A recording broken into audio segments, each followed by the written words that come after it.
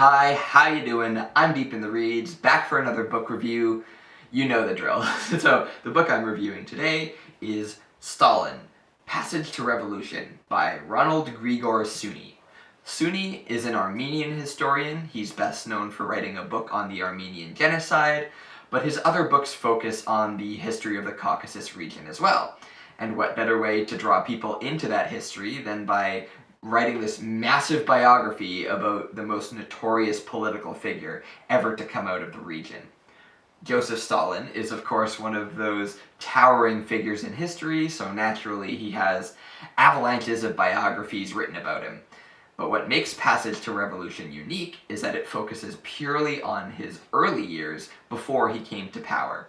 The book runs right up to the Russian Revolution of 1917, so what we get are his humble beginnings and then going through his manipulative wheeling and dealing through the political revolutionary underground of his time. But as Suny admits in the introduction here, there's a little bit of a bait and switch going on with this book's premise.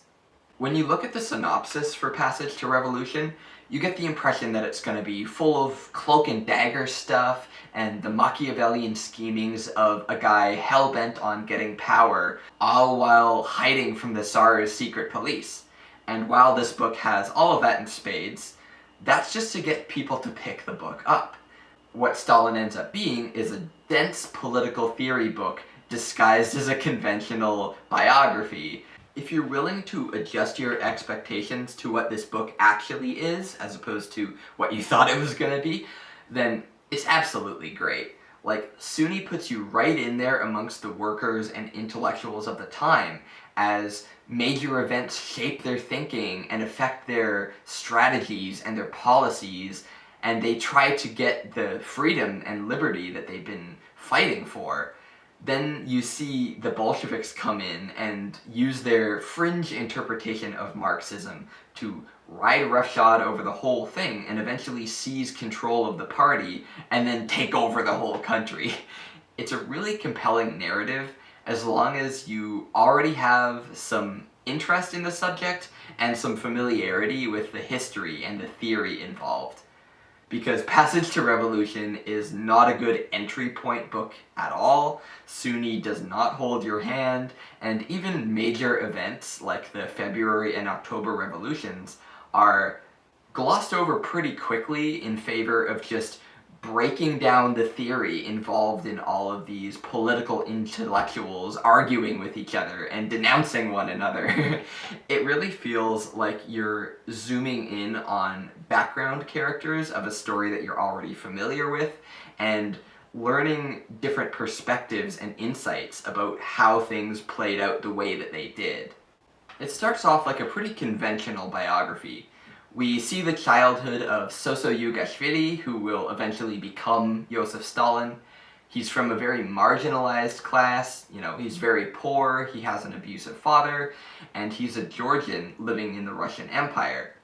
Georgians faced intense discrimination at this time because of something called Russification, which was this movement to take the many different peoples of the Russian Empire and assimilate them into one homogeneous culture with a shared set of values under threat of punishment, which is very ironic considering what Stalin would do to the Soviet Union.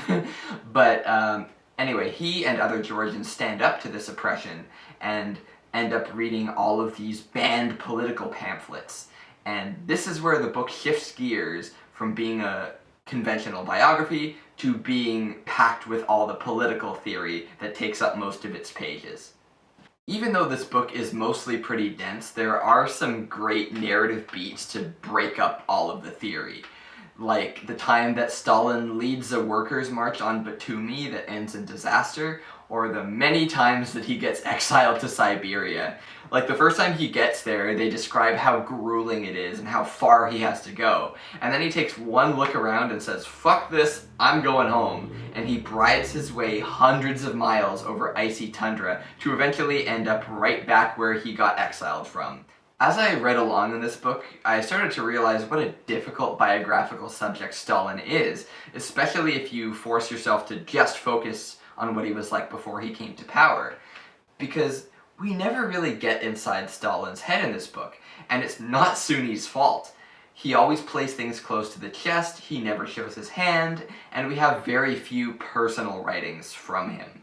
What Suny does instead is he doesn't sensationalize and he doesn't simplify Stalin. He looks to what other people were saying about him, and so he's pulling quotes from diaries and journals and letters from people who knew Stalin to give you this sketchy portrait of their impressions of him. And the impression you get is that he's this very brooding, quiet figure in the background most of the time. He's just waiting and listening and waiting for the right moments to strike. He's like a chronic opportunist. And of course, the book also includes these very frightening reminders of who this person is gonna become.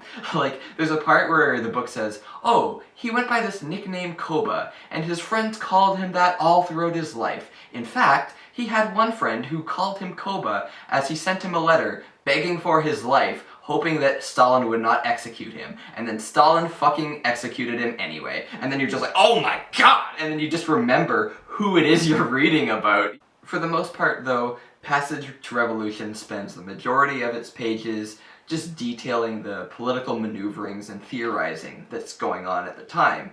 You learn about a whole bunch of political groups and activist circles, including the Democratic Socialists and all of their goals, and there are very laudable goals that are relatable even today. They want living wages, they want worker-owned productions, they want fair representation and an elected government. And you even see Stalin pitching in early on to help workers secure better pay and conditions. But even early on, you start seeing the red flags. No pun intended. One of the biggest early warning signs comes in the shape of a guy named Vladimir Lenin. And it's not long after he comes on the scene that the Democratic Socialists end up splitting into the Bolsheviks with Lenin on one side and the Mensheviks on the other. Now, the split happens because they get into an argument about representation. How much representation should the workers and the intellectuals have within the party? How much of a say should each side have? Now, the Mensheviks recognize that this is mostly a workers' movement, so the intellectuals can help guide and strategize, but ultimately it's the workers who are the impetus for what's going on. The Bolsheviks, unsurprisingly, have a very top-down approach, where they feel like they, the intellectuals, should be making decisions from on high and the workers should follow suit. They believe that the workers would just be a clueless rabble without their leadership, but meanwhile, this huge movement is going on that's completely directed by the workers. So, for a while, it seems like the Menshevik school of thought is going to carry the day. But the Bolsheviks gradually make up for lost ground, and they do it in a way that seems kind of counterintuitive, which is they denounce everybody, okay? Whether it's the Mensheviks or people in their own party, you have to fall in line with the Bolshevik way of thinking or you'll be excommunicated, basically. They even refuse to advocate for meaningful reforms that would actually improve the lives of the people they claim to advocate for.